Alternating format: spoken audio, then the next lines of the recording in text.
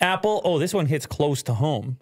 Apple threatens to pull out of a Toronto shopping project. What's actually a condo. The craziest thing about this started in 2016. And I remember 2016. You know how long ago 2016 is? Can't remember. Exactly. Might as well be 100 years ago, 2016, because this building was going up. It's like 80 plus stories. What is this? Yonge and Bloor. Bloor, okay. One of the busiest intersections in the country. It might even be the busiest. And Apple was supposed to be this very high-profile tenant. And I believe they were on the hook for, it was like 10,000 square feet or something. A real flagship store. Because the one in the Eaton Center, it's not a real, like, you know, in some cities, they got a real flagship store. Yeah.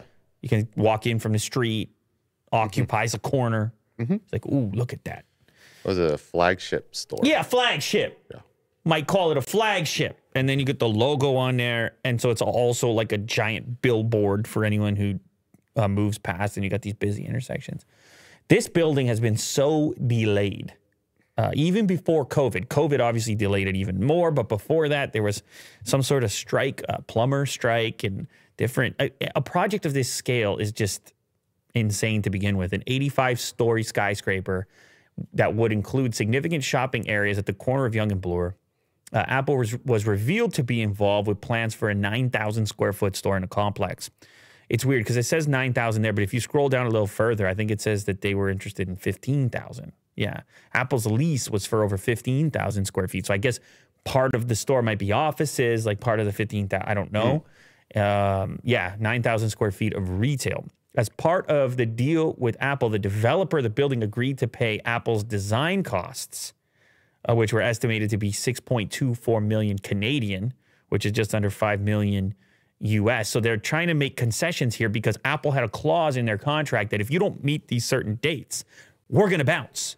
And we're going to never mind our previous commitments. These projects are very complicated. You got all kinds of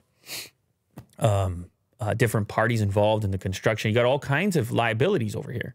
All kinds of people waiting that have made deposits, that have signed deals, that have upcoming leases, especially when you have the combination of residential and commercial and retail. And you're trying to build 85 stories in Toronto. Yeah, it's a lot of logistics. So we'll see what happens. I don't think they're gonna bounce because that's a corner, man. You got the whole city if you got that corner. Whole city.